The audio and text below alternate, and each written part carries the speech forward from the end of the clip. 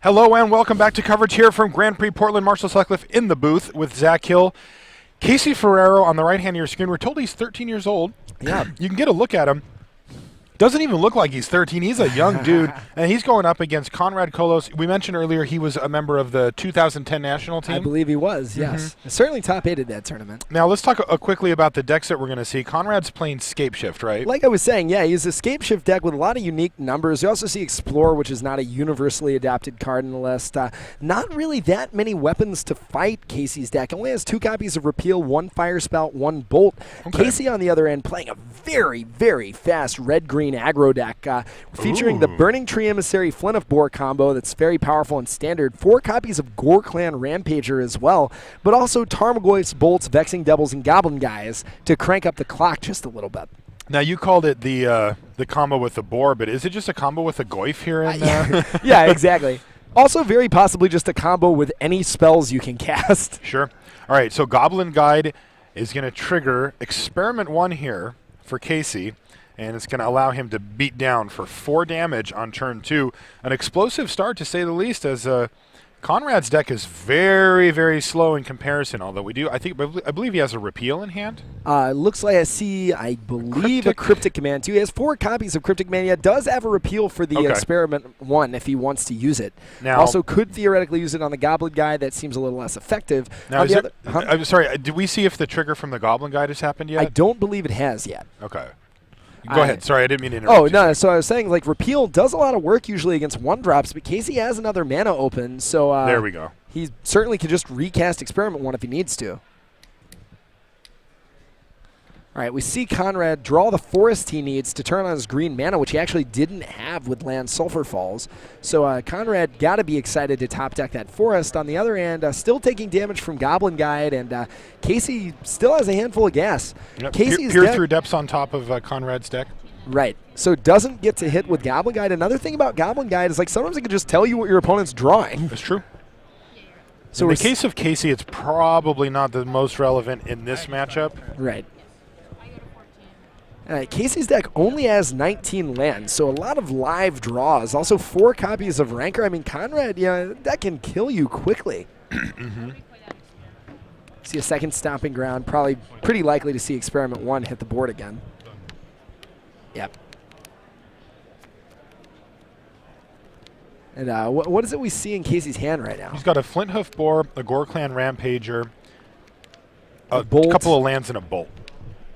So, I mean, Casey actually kind of mana flooded for a list as really aggressive as his. Basically wants to stop at 2? Yeah. I think nothing in his deck cost more than 2. We know he has the Gore Clan Rampagers, but those are almost always cast for 2. Right, exactly. Blood Rush. Yeah, so you can theoretically hard cast them, but you're not terribly excited to do so. On the other end of this matchup, kind of one of the better matchups to hard cast it on. All right, here's an Explore for Conrad Kolos, and he's going to hit 2 land drops this turn. He does have access, thanks to that mountain and the Cascade Bluffs, to his Cryptic Command that he has in hand. That's going to be a powerful spell. One of the main ways he can combat the onslaught that he's facing. And here's a Flint Hoof Boar on turn 3. It's going to evolve Experiment 1. He's going to give it haste. And look, everybody's coming in. Yeah, so this is going to be 7 damage, and Conrad can't really do anything about it. On the other hand, he does have his Fire Spout in his hand, which... Does he really? I think his singleton copy of Fire Spout has got to be exactly what he wants to have right now. That is devastating if he can... He's got Peer Through Depths ×2. All right, and there's a Steam Vents that he gets for free off the Goblin Guide trigger as well. Take 7, go to 11. Go.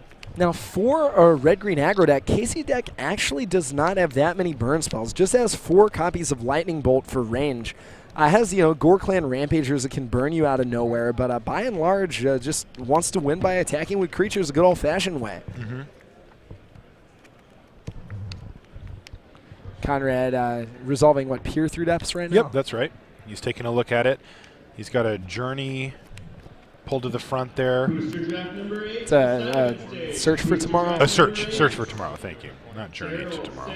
We see also his singleton copy of Electrolyze, which could prove useful after he casts Fire Spout. I mean, I was sort of pointing out all of the one-ofs, but with 4 copies of Peer Through Depths, you get to diversify your deck a little bit. Oh, that's true. Interesting. I believe Casey has drawn a second copy of Gorklan Rampager as well, and we were mentioning how he was a little flooded and how you might not be excited about casting him. Man, he might just be casting. Might be pretty Gorklan. thrilled to do it now. Yeah, that's for sure. Yeah, as if Conrad taps out to Fire Spout, then he's certainly going to be able to stick his Rampager. Yep, he does in fact take the Search for Tomorrow into his hand. You think he might suspend that and cast Fire Spout, or what do you think is going to happen this turn? Yeah, that's a pretty productive turn. Conrad, in theory, could be Cryptic Commanding and just say, okay, I want you to commit more to the board to get more value out of this Fire Spout. Yeah. But I feel like you have to take the 3-for-1 with Fire Spout right here. He's going to play his land, and he's going to play Search for okay, going to hard cast Search, because it puts the land into play untapped. It does put it in untapped. Yeah. Time Spiral Common Search for Tomorrow. Yeah. he knows what's coming. He announced it, yep. Boom. Headshot. So Conrad, Ferrero. Pretty commanding position right here. He's going to fetch, and I think we're just going to see a Gorklan Rampager. Yeah, Casey's got to be frustrated to draw yet another land here. I mean, he's thinned 2 lands out of his deck already. He's drawn a ton of them. Like I said, he only plays 19 land in the first place. Yeah. So, you've got to be saying, come on, deck, deliver something useful to me right here. Absolutely. I do like the synergy in Casey's deck of Vexing Devil Experiment 1. Mm-hmm. It's kind of cute. Yep, that is. But now we're going to see how much work the Rampager can do. I mean, relevantly, like, Casey's Rampager plus his other Rampager plus Bolt is exactly 11 damage. So if Conrad taps out to do anything other than kill Casey, Casey is representing lethal right here. Mm-hmm. Now, if Conrad doesn't, then Casey can just play the Cast Creatures Attack with them game. He doesn't want to do anything reckless with his Gorklan Rampager, especially given Cryptic Command, and he's already seen a repeal. Conrad kind of telegraphing, well, I was going to say he's kind of telegraphing Cryptic Command, but he actually can't cast Cryptic Command with those 2 forests. Nothing he's got to make sure he does tap his mana correctly. Yeah, I mean, he can cast Cryptic Command, but like it depends on how he taps his mana. He's leaning on that Cascade bluff. That's right. So, I mean, I like peer through depths here. I like leaving this amount of mana open because your opponent might see Mountain Forest and say, like, oh, you can't Cryptic, I'm in the clear. Uh-huh. But in fact, obviously, due to Cascade bluffs. And sometimes people do make those small mistakes. So we're seeing Peer into Peer right now. Yep, Peer into Peer. Buyback. All he's doing clearly is just digging for Escape Shift right now. He can threaten lethal next turn. He's got Cryptic Command to protect him. That's right. I mean, I do think, like, if you're attacking, like, you cast your second Gorklan Rampager because, like, you just don't want to give him the window to cast Peer here, I think. On the other end, he can still cast in his main phase next turn and still resolve Escape Shift. That's right. You might just have to bet on him not having a Escape Shift. If you're Conrad here and Casey says, let's go to attacks, do you do anything? I don't think so. It's exactly what's happening, by the way. I'm going to tap all Yeah. He's going to tap all of his creatures and draw a card. So he did. He used it as a fog for this turn. So why do you tap that guy as opposed to bouncing it? Do you just not want him to have it in his hand? I mean, it is a spell in his hand as well as on the board in the sense that it is, but you'd think you'd want to make him use the mana again. I mean, I could see, like, if you don't want to let him, like if what he did was cast Flint of Bore and you didn't have that Cryptic Command that he drew off the Cryptic Command, you wouldn't want him to just, like, 11 you. Yeah, that's true. That's true. So, I mean, a pretty difficult decision for Conrad. Yeah, for sure. Yeah, all right. So Conrad's like, can I please find Escape Shift? I've been through so many cards in my deck now. And, yeah, and Conrad's still not finding Escape Shift. So, I mean, Conrad does get a Serum Visions with which he could dig for Escape Shift. Also could get a repeal to keep the Flint of Bore off the table. So he has gone through 20-something cards of his deck, has yet to see Escape Shift yet. He's deciding what he wants to grab here. He's got another Cryptic to keep him alive. He's sitting at a relatively comfortable 11. Now, if he doesn't have ways to interact with Casey's board, that wouldn't be the case. Right. And he takes the But serum he's not going to visions. get burned out. Yep. Yeah. So and he does have another cryptic command. So I mean, you got to think you're reasonably safe if you're Conrad. Your opponent's probably not main decking guttural response.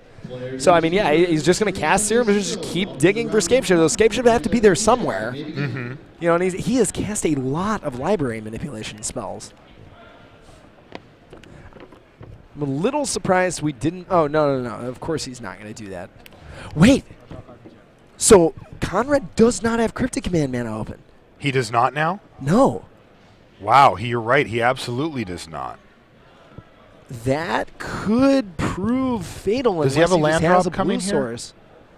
I mean, if he does have a land drop, he's still got to take himself down to 9. Yeah. I wonder if he realizes what's happened. He's asking him how many cards he has in his hand. He's got 2 cards, Gore Clan Rampager and Lightning I mean, Bolt. Casey. Oh, okay. Yeah. So, yep. He must take it because he has to leave Cryptic Command up here. I mean, he didn't really Lightning have Bolt, target you. So Conrad didn't really have a choice because he needed the blue mana for Serum Visions, needed the blue mana for Peer Through Depths. The choice was, do you need to cast Serum Visions now? is But turn. if he hits, then he just wins. Yeah. All right, So, I there's mean, a Tarmogoyf drawn for Casey Ferrero. Yeah, it's still And going he to tap says, some cards. before tax, tap your team, draw a card. Still no Escape Also Shift no for Escape Conrad. Shift. How many Escape Shift? How many does he have in the deck? Definitely looks like he's playing All 4, right? Most 4 of them run all copies, 4. yeah. So okay. I mean, all right. So let's see what Conrad rips. Here it This is. is a big he doesn't draw have step. a lot going on right now. Big draw step for him. Yeah. Yeah. I mean, he's got a. They're sick counting out hand, Tarmogoyf mana here, or Tarmogoyf. No, excuse me. and wow. just nothing. And for he just Conrad. looks at his hand like, what am I doing? And he says, you win, and he Wow. scoops it up. Wow, yeah, you've got to be pretty furious if you're Conrad right here. He's I mean, seen look at like how many 2/3 cards of he's his looked deck at. or Yeah. something. Not a single copy, but I mean, Wow. that goes to show, like, Peer Through Depths is close to a tutor, but it's not quite a tutor. So, yeah, now we go to see the sideboard. I think if you're Casey, you've got Molten Rain that's probably very devastating. You've got Vines of Vastwood if you think that your opponent has a lot of burn spells. I think on the other end, Conrad wants to bring in Batterskull, Obstinate Baloth, Wormcoil Engine, his second Fire Spout, and his second Lightning Bolt, I think is what he's probably going to go for. Conrad also could bring in Fire Spout, but that card does not quite kill everything. Now we're seeing a new match right Yeah, now. but unfortunately, we've bounced over while they're also shuffling. David Shiels, it seems, is his name. I see. Davids is on the right-hand yes. side. He's playing against William Jensen, known as Baby Huey in some circles. A pretty neat deck coming out of Shiels' side. He's got a Gifts Ungiven package with a Deathrite Shaman Lingering Souls shell, but he's got an Unburial Rites package with his Gifts Ungiven for Eleshnorn. He's got Sun Titan in his deck, kind of basically just playing a Gifts Jund deck. Oh, okay, Or interesting. I guess a Gifts Junk deck. Is he running Dark Confidant? I know that's a weird question. Yeah, but no, he's not. Okay, because there was a deck that was online for quite a while that ran Dark Confidant and basically that shell, including with Eleshnorn in the main. So the this full deck, risk taker. It can gifts for Eleshnorn Unburial Rites. It can also gifts for Raven's Crime Life from the Loam. So 2 very, very powerful interactions there. Still has Lingering Souls, still has Liliana the Veil. Both of those are extremely powerful cards against the mid-range decks in the format. We see Billy, on the other hand, just playing the 4-color mid-range deck that we're seeing all over the place here. His piece of technology, 1 Varol's the Scar Strike. Oh, really? To leverage some of those Tarmogoyfs that might get binned. So, yeah, it's again some Yeah, if we innovative could bring up maybe technology. a picture of Varol's the Scar Striped on the screen here. Varolz. Right. That's what I'm going to name my For the third benefit son. of our actually. producer, Rusty. Varolz. Your third son is My going to third son. Don't know about the first and second ones, but Kind of like what Owen was a few years ago. all right. All right. No, wait, We've popped back to the main. Oh yeah, sure. Yeah, that's fine. We wanted to come back anyway. Those guys are both shuffling. So. a lot of randomization going on. Now the names aren't correct on the top there. This is not. These are we're going to see There Casey we and go. Conrad yet again. Conrad versus Casey. So Now- Casey, he's a Northern California player. Oh, yeah? Yeah, we talked to a couple of the guys that he plays with back home, and they said he's a solid player. Yeah. And he seems like it here. Certainly played tight the last game we saw. I mean, that said, Conrad doesn't really have a lot of defense in his main deck. Just 2 repeals, Fire Spout, Bolt. Gets a lot more to brick wall Casey after games 2 and 3. You know, you do not want to be looking at Worm Coil Engine, Batter Skull, Obstinate Baloth when you're playing a deck that tries to burn your opponent out with little creatures. Also, the second copy of Lightning Bolt certainly can help. The second the second Fire Spout. Again, 2 more Pyroclasms if he wants them, although those aren't too powerful against the Crit Apes. You got to expect Conrad to be in a lot better position after game 2. All right, let's see how many cards Casey. I believe he may have mulliganed here potentially. Maybe he just got them all in a pile because it looks like Conrad has all 7, Yeah. and he says, "I'm keeping this one." Yeah, Casey looks he's like got he has 7. 7 as Yep. well. Leads off with Curt Ape, which I think where you want to do, but only in 1 land. Yeah, hand it was is a gonna single force him to mountain. mulligan. Yeah, if that had another land in it, it would have been a very easy keep, but he didn't want to risk bricking off for multiple Yeah, turns. you're not too excited to say Mountain Curt Ape. Oh no, I don't have a forest. Yes, attack for 1, your move. That's not the play. No. So what do you think Conrad sides out? I mean, you can't expect Remand to be too amazing in this matchup. I don't No. know that you want all 4 copies of Peer Through Depths, although maybe you do. I don't know if you want. I mean, it's kind of tricky because like your deck's sort of a well-oiled machine. Mm-hmm. All you really want to be doing is casting Sakura Tribe Elders. I actually think you might board out. No, you can't really board out Spell Snare because of Tarmogoyf, Flint of Boar, Burning Tree Emissary. I mean, it's kind of a tight shell for Conrad because there's a lot you want to bring in. Not too many cards you're excited to take out. Yeah, it doesn't look like he has a lot of wiggle room here. There's a few one-ofs that he'd like to see. Batter Skull, Worm Coil Engine, Obstinate Baloth are all one-ofs in his deck that will do serious work against Casey if he can get them resolved. And given the way Conrad's deck functions in that it can commit so many lands to the board in a pretty quick fashion, a turn 4 Worm Coil Engine isn't out of the question. And that's devastating against Casey's deck, just an absolute wrecker. But he's only got 1, so he doesn't have a lot of options here. All right, so we see Casey have a 6-card hand. Does he have the Stomping Ground? All right, so Yep. he keeps a 1-lander again, but it's got a multiple Experiment 1 or Curt Ape draw. Mm-hmm. If he draws another Stomping Ground, he is going to be in good shape here. If he can draw another land, go Goblin Guide, Curt Ape, attack for 5, that is not a weak draw. All right, there's a Sakura Tribe Elder. You mentioned that just a second ago, Zach. You kind of almost said it in passing, but I think it's very true what you said is that all he really wants to do is cast these. Yeah. Like, these are like mini fogs for him. Oh, wow. Oh, no, but it's just he only has 1 red mana source here, so.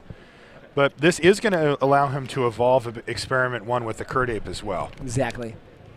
And There's Escape Shift revealed. Finally shows one, but not the time that he really wants right, it. exactly. You know you're going to need it at some point, but and now is not exactly the time. You have to think if you're Casey, you would have really liked a Rancor right there. But Yeah. Now I have a question here. So we saw that there was Escape Shift revealed, and then Conrad blocked just to save 2 damage. He can wait and probably save 3 with the Sakura Tribe Elder.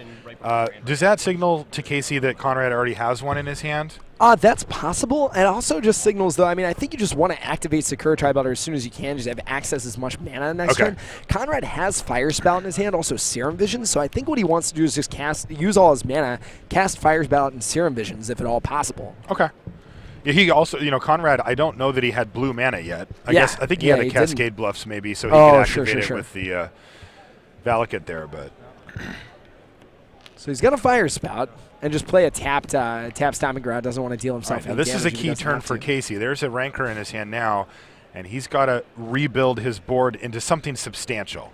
And he does. Rancor on a Curt Ape. So he's got 4 power that he can battle in with here on the next turn. This, however, is going to be an absolutely devastating Batter Skull. Now, Big Daddy Batter Skull comes down. 4/4 Vigilance, Lifelink.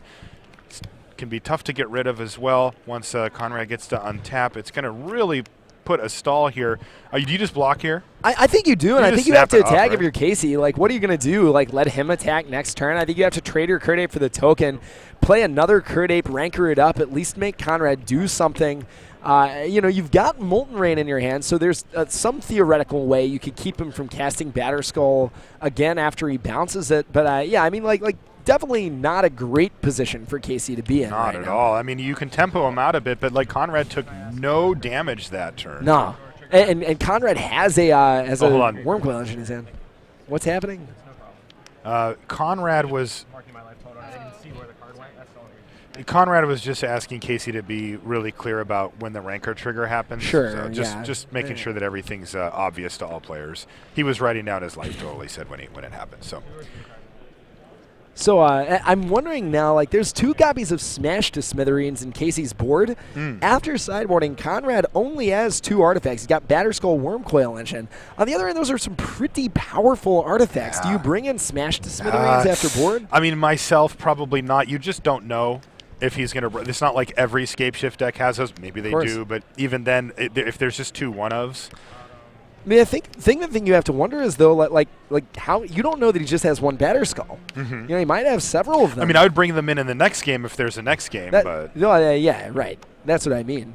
Yeah, I would bring it in at that point, because once you see a Batterskull, you don't know how many there are, and you know that card's really hard to beat. Right, so at the very least, Casey now is going to be able to get in an unencumbered attack with Curd Ape. It is 4 damage, potentially 6 if he casts Goblin Guide right now.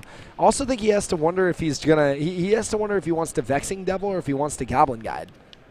Oh, he's deciding that right now, isn't he? He almost went to attacks, but now he's going back and saying, You also have D-Glamour if you're Casey, if you want that. I think you're going to vastly prefer Smash. All right, so he played the Goblin Guide pre-combat here, and he's looking to attack for 6. I'm wondering if you're Casey, if you bring in Spellskite, it protects you from Conrad's Electroskites and Electrostatic Bolts and, Electrolyzes and Lightning Bolts.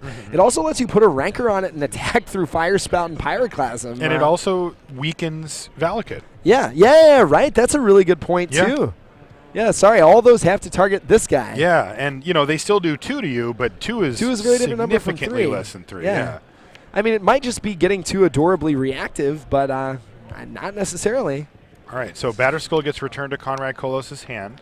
He draws his card for the turn. Nice one, Cryptic command. Command, but I think he's just going to want to slam Batterskull here. Depends on I what think else he has in his hand. Wormcoil Engine. Does he have that in his hand? Yeah, I think he does. Oh, okay, well, that makes that decision a lot easier.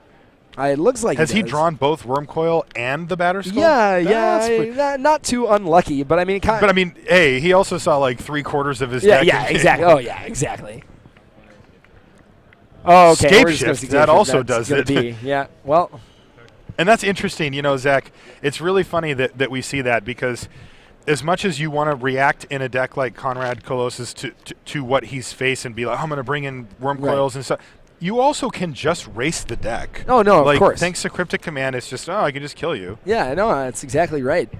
I mean, Casey really hasn't had any devastating, Burning Tree Emissary draws. So, I mean, he's kind of got to say, okay, and I've got mine coming to me next game. That's right. All right, so Dave Shiels versus William Jensen here.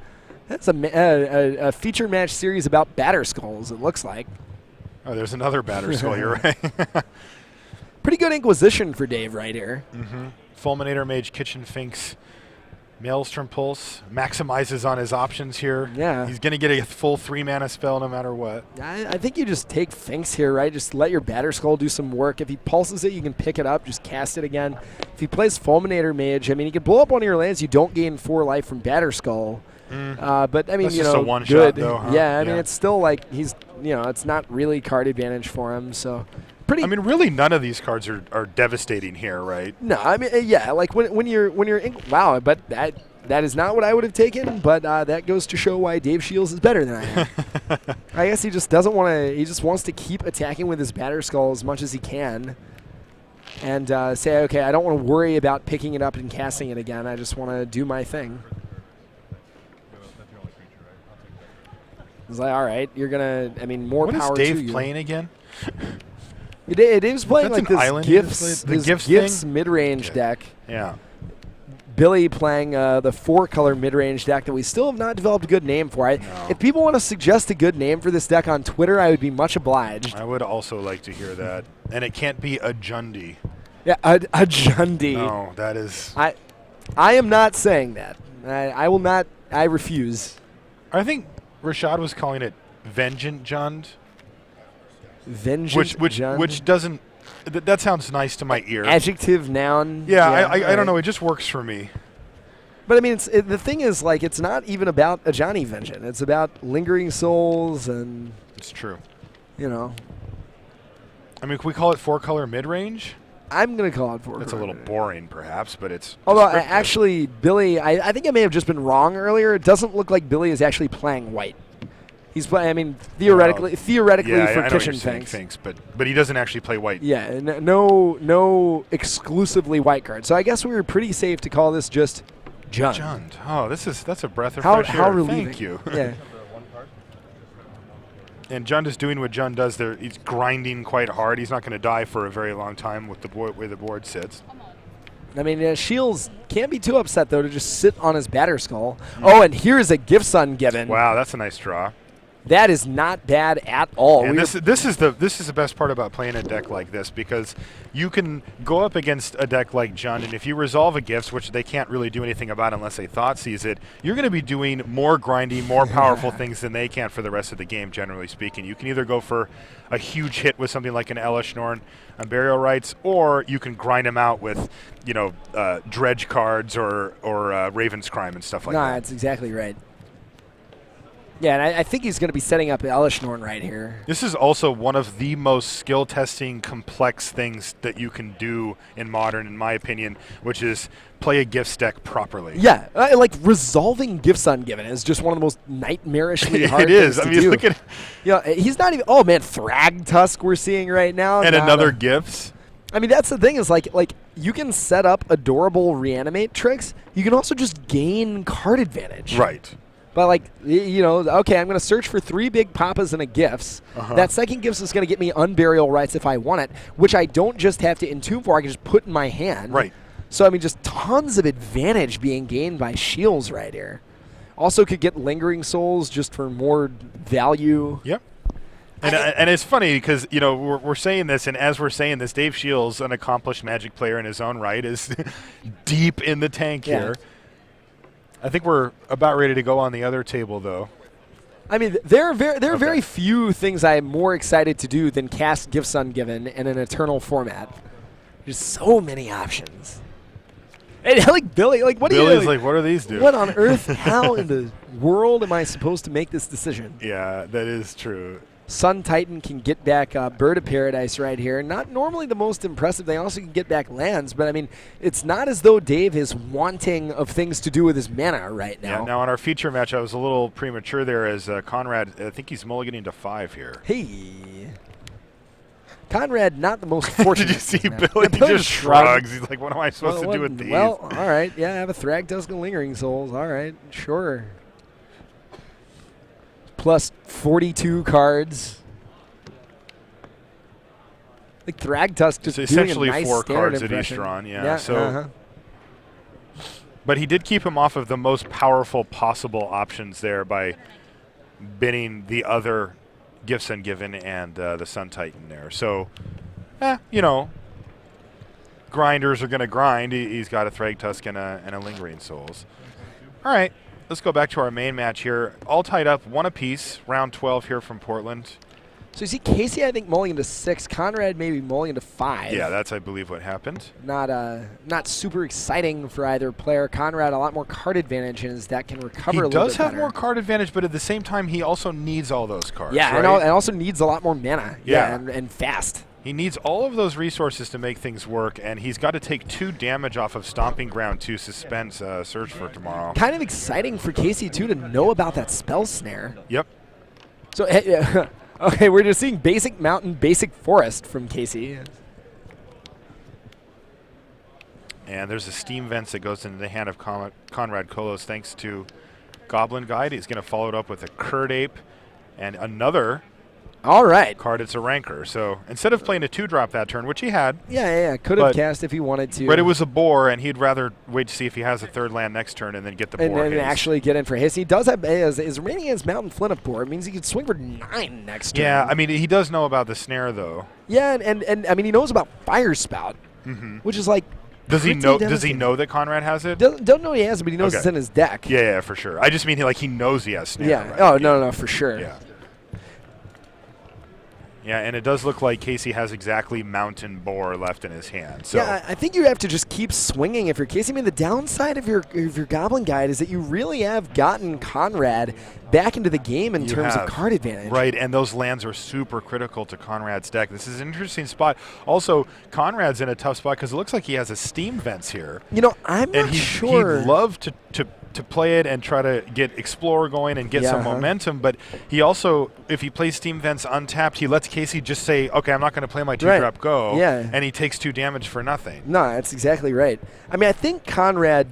If I was Conrad, I would act as though I didn't have a second mana source, and then not play Steam Vents so that you incent Casey to play his Flint of Boar around your Spell Snare. Okay. Then you know you're getting your Search for Tomorrow Yes. land. Then you know you have another land which you can play untap and Fire Spout away And his Fire entire Spout board. all 3 creatures. Wow. I mean, it's a risky line, but it's where Conrad's at here, right? It's not like he has the luxury of playing everything super safe. He's going to have to take on a level of risk that's higher than normal. Let's see if Conrad finds that line. Yeah, and I think that No, wait a minute though. I think Casey saw the Steam Vents. So Oh, he would no, know it's in you're his right. hand. Yeah, he so saw it from Casey Goblin would Guide. figure that out and be like, now you're just punting now value. you're just being adorable. Yeah, but I do like that idea. But yeah, So he is Casey just playing it wouldn't fall untap. for Just it. doesn't want to worry about it.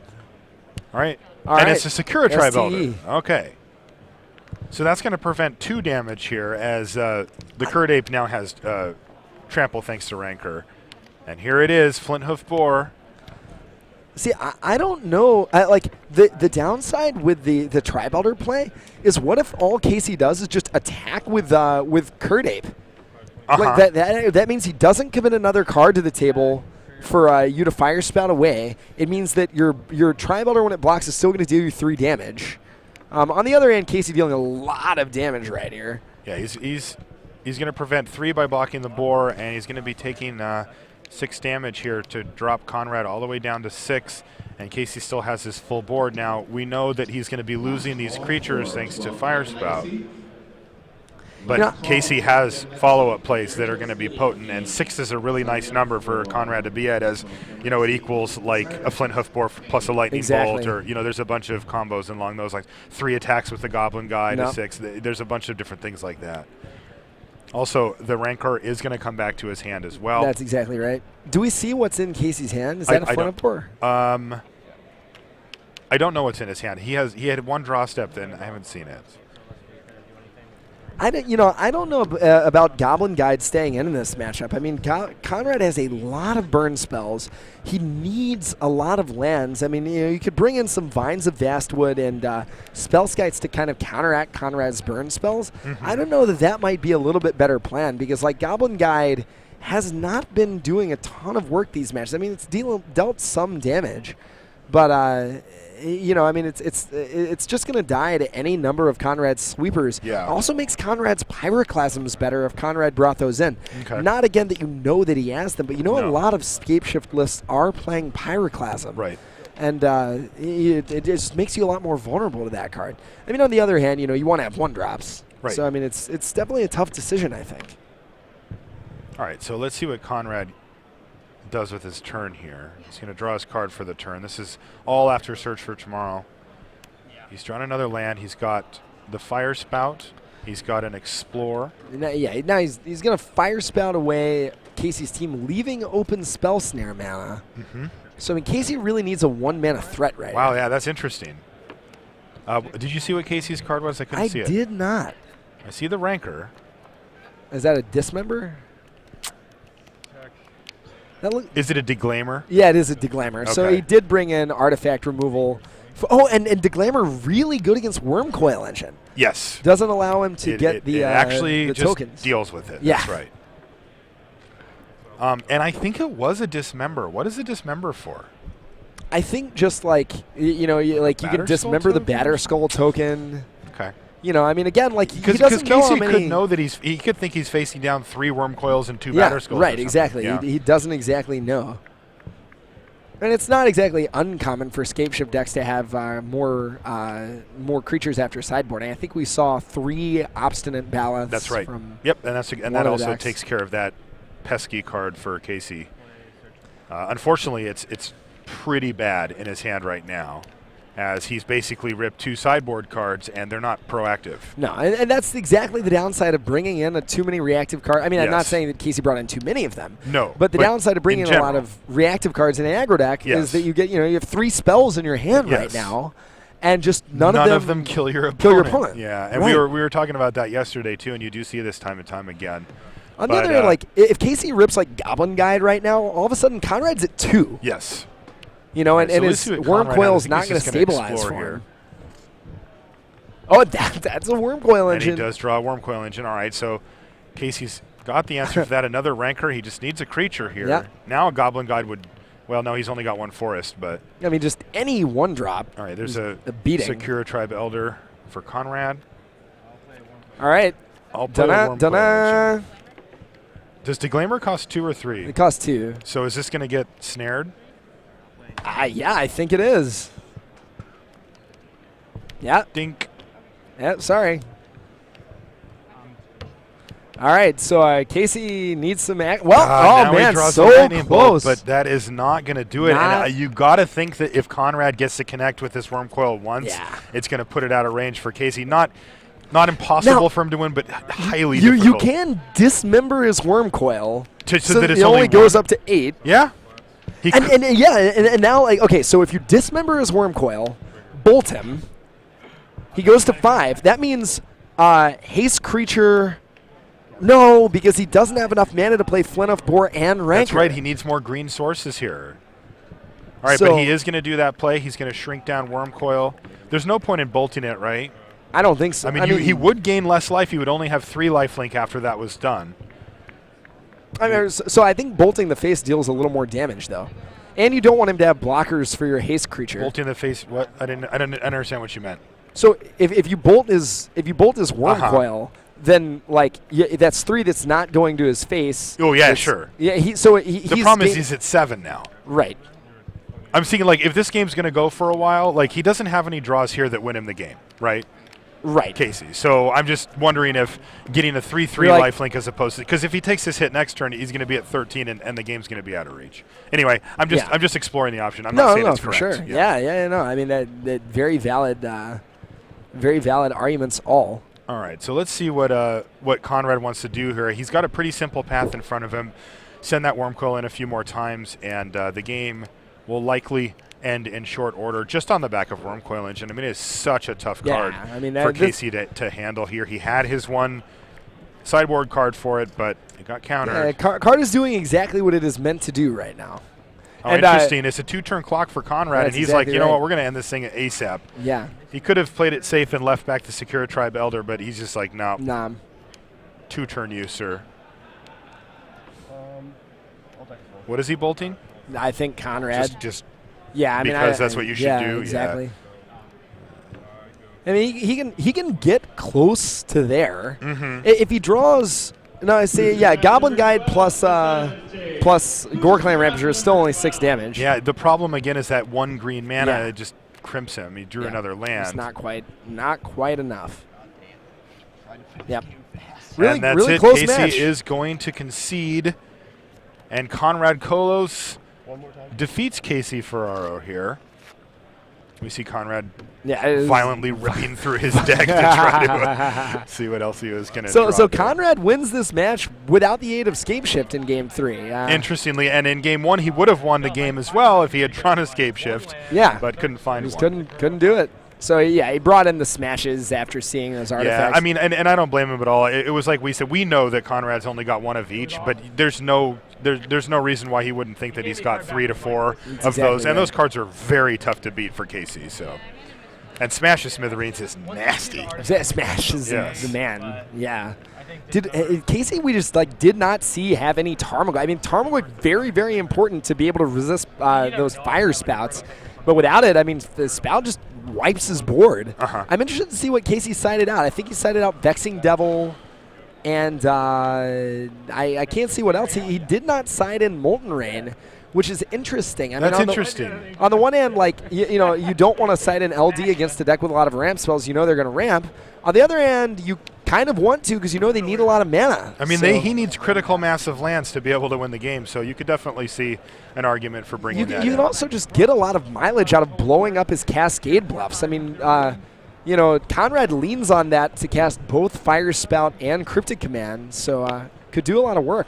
All right, let's take a look at our other match here. Dave Shields on the right-hand side Jeez. versus Billy Jensen on the left. And it looks like the same game that we were watching before. So we see a Thragtusk with Batterskull equipped to it versus a Kitchen Vinx with Sword of Light and Shadow equipped to it with Batterskull on the board. A fascinating game of Wow, Magic. this is a great game. it's okay. What is happening? This is one of those games where you run out of life pad to write on. And it's like casting Gifts Ungiven against Deathrite Shaman is really challenging. Like you can't set up Unburial Rites nearly as easy as you would be able to otherwise. So are these two, are they just facing off right now? Neither. Well, I mean, I saw the Kitchen Vinx was tapped, so I assume. Okay, so it is battling. Yeah, and this is a Sword of Light and Shadow, not a Feast and Fan, remember? Right. So Thragtusk can deal damage and gain life Right. like a real boy.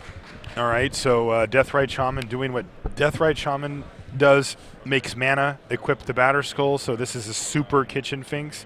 And he's going to attack with it. Dave snap blocks. That's going to send Thragdad to the graveyard. It's going to get him a 3/3 beast token to accompany his Batterskull. Billy back up to 100 zillion life. He's on a as million is life, Dave. and his Kitchen Finks, of course, comes back thanks to Persist. And on the other end, we see Dave getting a Creeping Tar Pit, I believe that was? Yeah, a Creeping Tar Pit, drawing getting a 3/3 beast. So we're just going to equip our Batterskull here, you think? Equipping, I'm sure we're attacking. Yeah. Send Boom, it in. headshot. Take 7. Dig 400,000. Yep. And let's see who he's going to play that. Relevantly not going to have a great block next turn. No. Oh, no, Raven's Crime getting all the cards. Ah, okay. That's yeah, I mean. So there's a Raven's Crime somewhere in the graveyard? Yeah, and it just hasn't been eaten by a Deathrite Shaman Yeah, yet. it's interesting because Huey still only has 4 lands total, Right. So, even like- though this game has gone on for quite a while. Right, and he can use his Deathrite Shamans for mana. What? Mana. He's going to Some make people say bread it fall that from way. the heaven. Yeah, I You're guess not so. one of them. I- I'll remind Yeah, you, but yeah. there are some. But you want to be able to use those Deathrite Shamans to get rid of things like Raven's Crime, get rid of like cards that he can gifts for. But you're using it for mana right now because you want to be able to equip Sword of Light and Shadow and Batterskull as well. So all of Dave's mana, he looks a little bit flooded, but it's kind of doing exactly what he wants it to do, gaining Batterskull advantage, as it were. Because if Billy equips Batterskull, he's not going to be able to equip the sword as well. And it looks like time has stopped in the feature match area as both players are Yeah, standing it's frozen. perfectly still. All right. And he's going to have to use his Deathrite Shaman to make another mana since he just still doesn't have another land drop here, though it does look like he's found a coming to play tap land. Yeah, Billy cannot attack that turn because Dave Shields is 3/3 with Batterskull, is big enough to eat Billy's Finks with Batterskull while staying alive. Yeah, 'cause thanks to that -1/-1 counter. Yeah, precisely. Great stuff. And Now there's a double block possibility here, right? yeah. That's 4, 5, 6, 7, which would kill. I mean, right now Dave only has 1 creature, and there is a double That's block. what's happening. So we're saying you kill them both, gain a zillion life, and can you kill them both? He does get to kill them both, right? 4, 5, 6, 7. Versus 1, 5, yes, exactly 7. Okay. Shouldn't that die, right? I 4, think they 5. both die. What are we failing to understand something I here? mean, yeah, okay. there we go. All right. All right. Yeah, all right. They were failing to So- understand something. So I mean, if you're Dave, do you just? Oh wow, is that a Lingering Souls? Dave, Jeez. it is a Lingering Souls. Dave Shield just says, "How did that happen? Yeah. How did I mess this up?" And it looks like he's immediately flashed it back as well.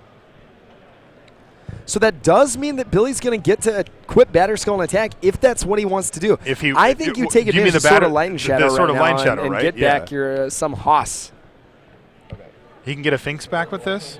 Yes, he can. He can also get back a Fulminator Mage, which is very relevant against that Creeping Tar Pit, or a Dark Confidant, but he does go for Kitchen Finks.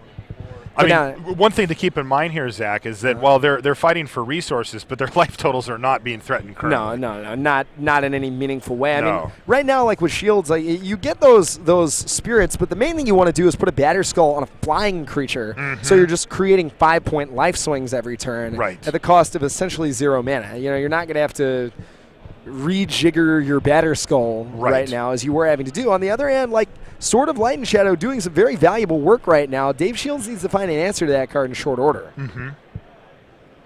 I mean, because as it sits, Huey's going to gain a few life from that. He can keep getting back some. He's got another Kitchen Finks in his graveyard as well. And like the 5 life swing's nice. It will buffer Dave's life total pretty nicely, but ultimately he needs to find something more powerful to push through. So we are going to see that happen. We're going to see. I mean, 8 damage is a lot. I mean, it's a third of Billy's life total, but Billy can gain 1, 2, 3, 7, 10 life next turn. Right. Plus more if he wants to activate Deathrite Shaman, although I don't think he has the mana to do that. Yeah, no, now he does. Okay, now we're diversifying our equipment. Never have I thought Turn to Slag would be such a beating in a constructed format. Oh, no kidding. What if your opponent did 3 that to for you? 1? What if your opponent did that to you? Turn to Slag. What? Or that Unforge. I think I've played Unforge and Constructed in some extended season, actually. I think it was probably wrong. But you no, is that a wow, gift that's a gift from Dave? given in Dave's hand. So now with Dave cannot activate Deathrite Shaman right now. Billy cannot activate Deathrite Shaman right now if Dave wants to set up Unburial Rites on Elishnorn. I think he's 1 mana short of doing that, though. So, but does he have? I think Elishnorn may have been exiled already. Oh yeah. Oh, it okay. was. I think this was the same game we were watching before, and Got Elishnorn did hit the bin with another gifts. And do you see the 2 gifts up there? I don't see the Elishnorn next to it, and there's a big pile of exiled cards. For whatever there. reason, I thought it was a Sun Titan. Oh, it was a Sun Titan. You're right. You're totally right. It was a Sun Titan. It was not an Elishnorn. No, so that could still be floating around. But you need 1 more mana, Dave. You know, is his next card a land? Yeah, there was a Sun Titan. So Okay. that is gone.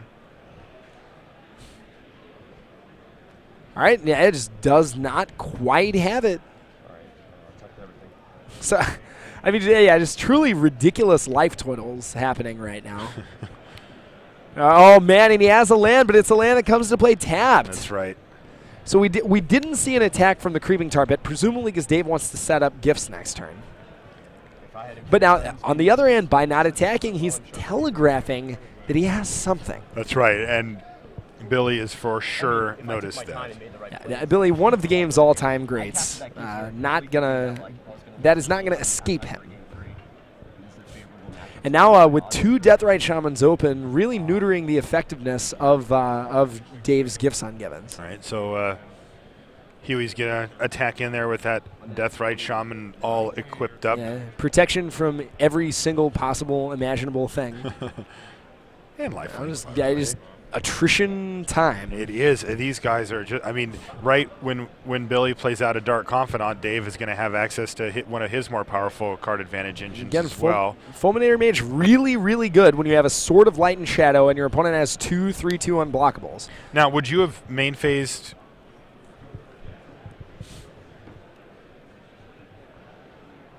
Oh, never mind. Sorry. I missed something. So this is interesting because Billy has Deathrite Shaman up, so he can exile a creature right now. He has both black and green mana, only green mana from his lands, but black from Deathrite Shaman. If he wants to, oh no, there's actually not a land in the graveyard. So Billy cannot exile an instant or sorcery for what it's worth. Okay. I mean, it certainly matters here, right? Yeah. Oh, yeah. We are talking about wow. Unburial Rights opportunities here. Abrupt Decay would be a savaging, but there's no guarantee he's going to get it. No. Now, what does Elishnorn do to the board here? It leaves Billy with just Deathrite Shaman. Leaves him with just Deathrite Shaman and makes your 1/1s into 3/3s. So you'd be attacking for a colossal amount of damage. The question is whether you can stick Elishnorn in the first place through an untapped Deathrite Shaman.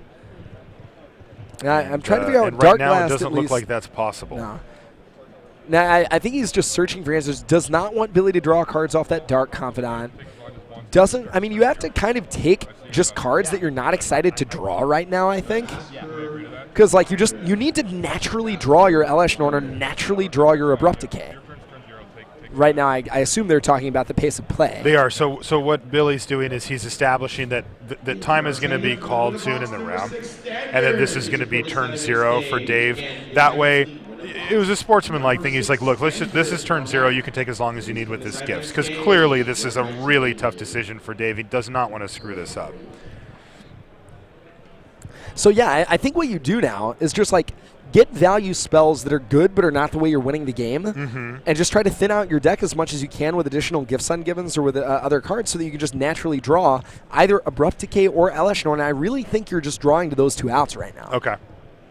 I mean, we saw that he has a Dark Blast there.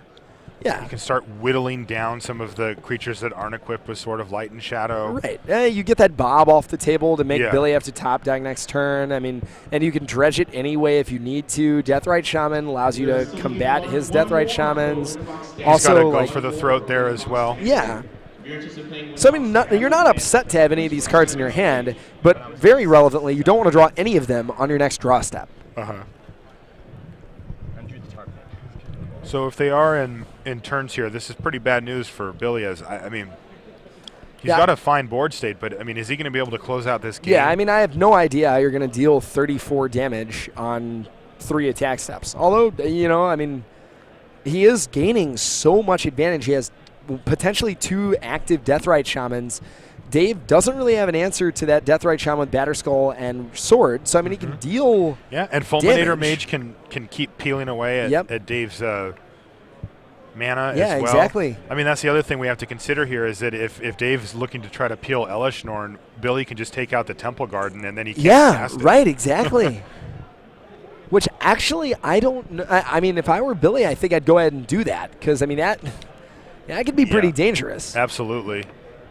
He drew on Burial Rites, which is kind of dead here as there are active Deathrite Shamans just sitting there. It does mean, though, that, you know, at the very least, you know, Billy is expecting if he's doing something with Unburial Rites to need to gifts for it. So it's possible you could catch him off guard that way, but he's going to leave Deathrite Shaman untapped regardless. Okay. Yep, that. Deathrite. Here's some threats. And relevantly, that the Deathrite Shaman gives Dave access, at least in theory, to a second white mana. That's true. Although Billy could deny that by Fulminator Maging the Temple Garden and Deathrite Shamaning away the Temple Garden. He targets. Yeah, right, exactly. Yeah, There's a lot of very complex interactions going on right here. The relevant part of that Lingering Souls is I do think if Dave draws naturally Elishnorn, he's able to present lethal with 7 3/3 flyers plus a what would be a 8/8 flyer. Okay. Man, this has been a sweet round. It's some incredible. I'm telling you, like yeah, we've got some great magic here today for sure. This is great stuff. For those of you just joining us, we're in round 12 here in Portland. We're playing Modern. Billy Jensen on the left-hand side, Dave Shiels on the right. This is our secondary feature match. We've already finished the other one. Conrad Kolos won his match. I just now am noticing the Casper the Friendly Ghost spirit token. Yeah, I see that. Yeah. Hey, it's a spirit. It is. I mean, It goes- very accurate.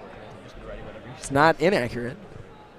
Okay, so I mean, like each player, like you know, they're in extra turns. They have a very tight sequence of plays, thinking extremely deliberately about exactly what to do. I mean, any one single play right now could change the entire course of the game. This is a fairly mind-boggling board state here. Yeah. There is a lot going on.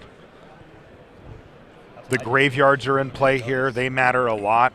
There's a lot of different attackers. I mean, you have 2 treetop villages to think about. You've got Kitchen Finks. Fulminator Mage can target a lot of different targets right now. So we're seeing Treetop get activated. I mean, the thing that Billy knows right now is that he's got to play for the win here. Right. Assuming that Dave doesn't top deck his out, he's probably not going to lose. Mm-hmm. Because he's just gaining colossal amounts of life from the Sword of Light and Shadow and the Batter Skull. Mm-hmm. So he's got to say right now, okay, how can I deal the most damage I possibly can? Right. Because, a draw probably does not serve either of them right now. Sometimes you can make it into a top But they're 8 not at in a X2 draw and spot 1. here, right? Dave's up a game. Oh, I didn't realize. Oh, wow. Yeah. Okay, so that makes even more sense for Billy. Uh-huh. Right now, like, a loss puts him out of the top 8 for sure, I think. You're right. If it was 1-1, actually, a draw wouldn't probably be that bad for them. But, Billy has to generate a win. Do they really right both now. have 2 draws already? I think they're 9-2. I'm not sure that they're 9-2 because I think Conrad and Casey were displayed as 9-2 as well. Okay, I see. Not confident. Well, we're gonna get that looked into just to make sure, though. I assume that too. Yeah. But Sunday Series standard event. So now Dave has some nightmarish blocks. Pairings for the Super Sunday Series lightning bolt standard that, event. so he can lock up 5 more of Dave's he's got mana another. here. Okay. And also, I think he's got another lightning bolt in hand. He So does. if Dave goes for an equip, he can get him. He does. Yeah, he's got a Thoughtseize as well, and there's a Kitchen Finks too. Thoughtseize you. So what happened in that combat? What blocked what? The Treetop Village got blocked by the Batter Skull Got you. equipped token, and then got finished off by a lightning And bolt. nothing else got blocked by spirit tokens? No, I think Okay. the Kitchen Finks got in, and the Fulminator Mage got you. in. He used his Deathrite Shaman to exile the Treetop Village so that he could make So the mana. how from did the bolt. Unburial? Oh, Unburial Rites hit the graveyard due to the Thoughtseize that Billy He just cast. Thoughtseize it away. That's right. All right, so Dave still has that Temple Garden that hasn't gone away. Can he hit Elish Norn here? Yeah, I mean, like I get what Billy's doing though. He needs to be able to attack with that Fulminator Mage. Yep. 'Cause, I mean, he just all Billy is thinking about right now is damage output. Right. I'm not 100% sure, but I believe that this is turn 0-1. This is turn 2, I think. Okay, yeah, I think you're absolutely right. Are we in turns? And I mean, and Dave, This is Dave turn does 2? not have to Turn 2. win this game. Like Dave is very No. much trying to not lose right now, and that's that's the way to go. Yeah, I kind of thought he was blocked though, if that was the case. I mean, Isn't I that could it? see that, but on the other hand, like you want to save your lingering souls for more damage. Maybe you're going to draw an abrupt decay for the Sword of Light and Shadow. I don't know though. I mean, that's a good point, Marshall. But he's got 2 more attack steps that he knows he's going to have to live through. Everything about this game changes due to the fact that Dave is up a game, which I didn't realize. Yep. All right, so 5 mana, go for an equip here, and this thing's going to get lightning bolted in response. You have to guess. What did he draw? Another Lingering Souls? I couldn't see it. All right. And then we're, so, I mean, Dave just says, okay, I mean, 27 life. Not actually that much life, given how much power Billy has on the board. Yeah. I mean, Billy Is this might Lingering be Souls? able to pull this one out. I mean, the key issue is going to be, getting as much output out of the Sword and Light Oh, Shadow it's as a he can. Kitchen Wow, Finks. big Kitchen Finks for Yeah, Dave but right here. remember, Billy's also got an active Deathrite Shaman here you can use right here on that Unburial Right. Rites. And there it goes. Taking Shields down to 27. So how much... If Billy can equip both Sword and Light and Shadow and Batter Skull on the biggest amount of power possible, he could theoretically attack for 7-9 damage with Kitchen Finks. Okay. Which, again, not gonna get the 29 at a high enough rate. Nope. And using lightning bolts on Dave's creature is very important, obviously, keeping that Batter Skull inactive. On the other hand, it means the lightning bolts are not going to give him range to go to the dome. Right. So This is Billy's turn still 3. big uphill battle Right. for him right here. Huge uphill battle. He has realized his position, though, and we saw him attack with basically everything last turn. Like you mentioned, Zach, he has to go for the win here. Like just surviving for a while isn't going to do it. Yeah. So we're seeing, I think, more Treetop Villages and just some turning sideways. Yeah, he just wants to clear out a bunch of these spirit tokens and get in there for some damage as well. Right. And not many alternatives to that. No. again, like you said, that Finks is not coming back by any stretch of the imagination. It is not, and it is, though. It looks like it might jump in front of the Treetop Village. Yeah, now we're seeing these spirit tokens get put to good use. Now I can see him wanting to double block Fulminator Mage. I can see single blocking Kitchen Finks. Yeah. Like you kind of want Billy you kind of just want to get his threats off the table. Yeah, it looks like he just wants to whittle him down as far as possible. Now remember, Dave also has a death right of his own, though I don't believe he has any mana to activate it. Is that that face down token is a Thragtusk Beast token, correct? I think it's a spirit. But then why are the rest of them spirits? Because they brought those in after. Can we get confirmation, Rusty, on what that token is? Because there was a Thragtusk Beast token, but I thought it died. We'll double check. At any rate, so Dave just casually putting his Finks back on the battlefield. I think he's kind of hoping Billy forgets to use Deathrite Shaman. So they said it's a spirit. Oh, okay. All right. So Fulminator Mage coming back due to the Sword and Light and Shadow trigger. Mm-hmm. Okay, yeah. All right.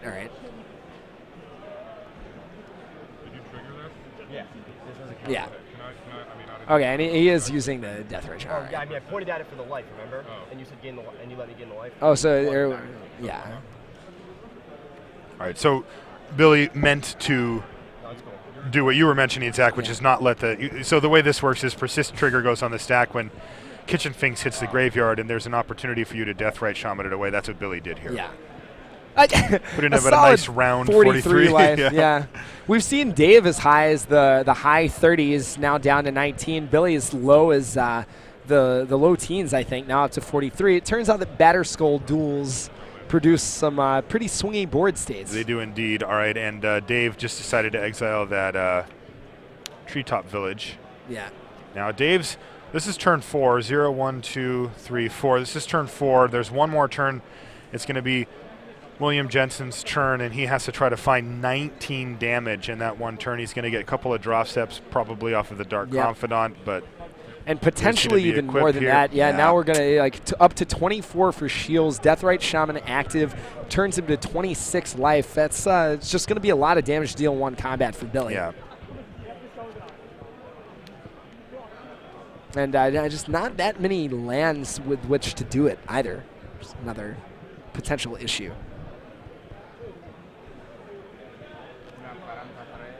So Dave just wanting to make sure he taps his mana correctly, make sure he gives himself as many options as possible.